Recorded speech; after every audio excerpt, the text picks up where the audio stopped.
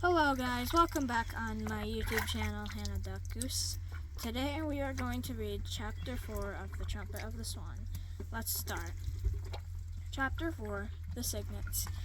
During the night, the swan thought she heard a peeping sound from the eggs, and in the hour just before dawn, she was sure she felt a slight movement under her breast, as though a tiny body were wiggling there. Perhaps the egg at last was hatching. Eggs at last were hatching. Eggs, of course, can't wiggle, so the swan decided she must have something under her that wasn't an egg. She sat perfectly still, listening and waiting. The cob floated nearby, keeping watch. A little swan enclosed in an egg has a hard time getting out. It never would get out if nature had not provided with two important things: a powerful neck muscle and a small dagger tooth on the tip of its bill. This tooth is sharp, and the baby swan uses it to pick a hole in the tough shell of the egg. Once the hole is made, the rest is easy.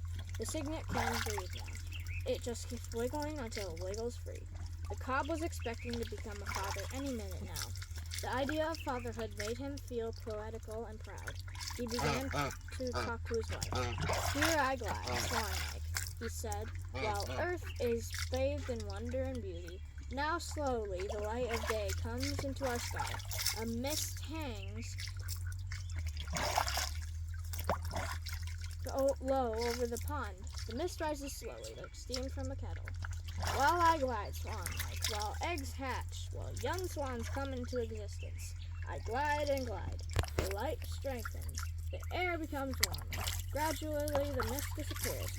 I glide, swan-like. Birds sing their early song. Frogs that have croaked in the night stop croaking and are silent. Still I glide easily like a swan." "Of course you glide like a swan," said his wife. "How else could you glide? You couldn't glide like a moose, could you?" "Well, no, that's quite true. Thank you, my dear, for correcting me." The cob felt taken aback by his mate's common sense remark. He enjoyed speaking in fancy phrases and graceful language, and he liked to think of himself as gliding swan. He decided he'd better do more gliding and less hopping. All morning long, the swan heard the peepings of the shells, and every once in a while she felt something wiggle beneath her neck. It was an odd sensation. The eggs had been quiet for so many days, 35 days in all, and now at last they were stirring with life. She knew that the proper thing to do was to sit still. Late in the afternoon, the swan was rewarded for her patience. She gazed down, and there, pushing her feathers aside, came a tiny head, the first baby, the first cygnet. It was soft and downy. Unlike its parents, it was gray. Its feet and legs were the color of mustard. Its eyes were bright, on unsteady legs. It pushed its way up until it stood beside its mother, looking around at the world it was seeing for the first time. Its mother spoke softly to it, and it was glad to hear her voice. It was glad to breathe the air, after being cooped up so long inside an egg. The cob, who had been watching her intently all day, saw the little head of him. His heart leapt up with joy. "A cygnet," he said. "A cygnet at last. I am a father, with all the pleasant duties and awesome responsibilities of fatherhood. Oh, blessed little son of mine, how good it is to see your face peering through the protecting feathers of your mother's breast. Under these fair skies, calm so quiet, peaceful in the long light of afternoon." "What makes you think it's a son?" inquired his wife. "For all you know, it's a daughter. Anyway, it's a cygnet, and it's alive and healthy. I can feel others under me, too. Perhaps we'll get a good hatch. We may even get all 5. We'll know by tomorrow. I have every confidence that we will." Next morning, very early, Sam Beaver called out of his bunk while his father was sound asleep. Sam dressed and lit a fire in the stove. He fried a few strips of bacon, toasted 2 slices of bread, poured a glass of milk, and sat down and ate breakfast. When he was through, he found a pencil and paper and wrote a note. "I have gone for a walk. We'll be back for lunch." Sam left the note where his father would find it. Then he took his field glasses and compass, fastened his hunting knife to his belt, and set out through the woods and over the swamp to the pond where the swans lived. He approached the pond cautiously, his field glasses slung over his shoulder. It was still only a little after 7 o'clock. The sun was pale. The air was chill. The morning smelled delicious. When he reached his log, Sam sat down and adjusted his bed. Seeing through the glasses, the nesting swan appeared to be only a few feet away. She was sitting very close, not moving. The cob was nearby. Both birds were listening and waiting. Both birds saw Sam, but they didn't mind his being there. In fact, they rather liked it. They were surprised at the field glasses, though. "The boy seems to have very big eyes today," whispered the cob. "His eyes are enormous." "I think those big eyes are actually a pair of field glasses," replied the swan. "I'm not sure, but I think that's when a person looks through field glasses. Everything appears closer and bigger." "Will the boy's glasses make me appear even larger than I am?" asked the cob, hopefully. "I think so," said the swan. "Oh, well, I like that," said the cob. "I like that very much. Perhaps the boy's glasses will make me appear not only larger than I am, but even more graceful than I am. Do you think so?" "It's possible," said his wife, "but it's not likely. You better not get too graceful. You might go to your head. You're quite a vain bird." "All swans are vain," said the cob. It is right for swans to feel proud. Graceful, that's what swans are for." Sam could not make out what the swans were saying. He merely knew they were having conversation, and just hearing them talk stirred his blood. It satisfied him to be keeping company with these two great birds in the wilderness. He was perfectly happy. In mid-morning, when the sun had gained the sky, Sam lifted his glasses again and focused them on the nest. At last he saw what he had come to see, a tiny head thrusting through the mother's feathers, and the head of a baby trumpeter. The youngster scrambled up onto the edge of the nest. Sam could see its gray head and neck, its body covered with soft down, its yellow legs and feet were with their webs for swimming. Soon another cygnet appeared, then another, then the first one worked his way down into his mother's feathers again.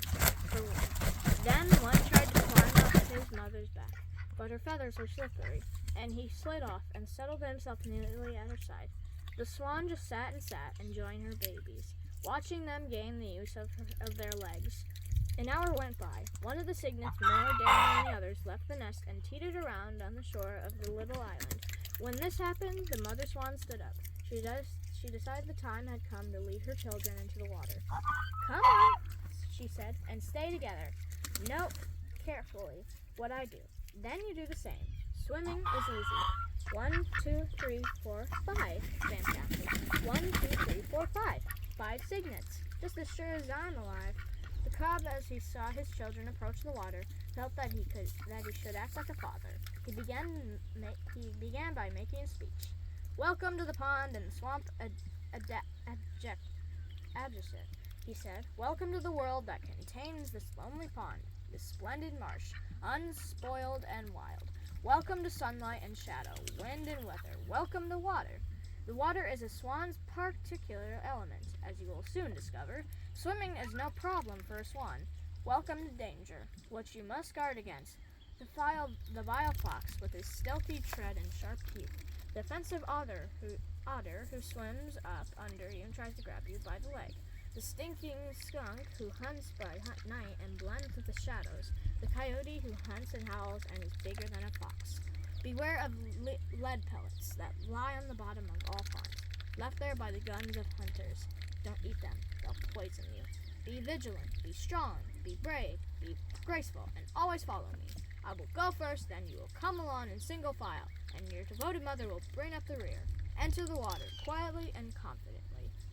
The mother swan, glad the speech was over, stepped into the water and called her little ones.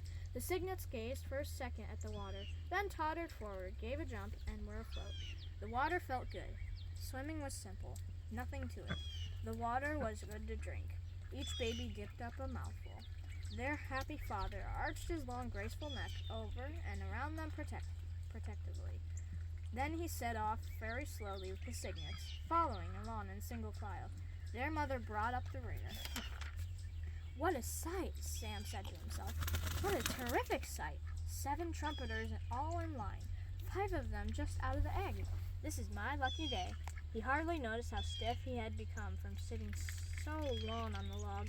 Like all fathers, the cob wanted to show off his children to somebody, so he led the cygnets to where Sam was. They all stepped out of the water and stood in front of the boy, all but the mother swan. she stayed behind. "Ho-ho," said the cob. "Hello," said Sam, who hadn't expected anything like this and hardly dared breathe. The first cygnet looked at Sam and said, "Beep." The second cygnet looked at Sam and said, "Beep." The third cygnet greeted Sam the same way. So did the fourth. The fifth cygnet was different. He opened his mouth but didn't say a thing. He made an effort to say beep, but no sound came. So instead he stuck his little neck out, took hold of one of Sam's shoelaces and gave it a pull. He tugged at the lace for a moment. It came untied. Then he let go. It was like a greeting. Sam grinned. The cob now looked worried. He ran his long white neck between the cygnets and the boy and guided his babies back to the water and to their mother. "Follow me," said the cob, and he led them off, full of grace and bursting with pride. When the mother thought her young ones had had enough swimming and might be chilly, she stepped out onto a sandy shore and squatted down and called them.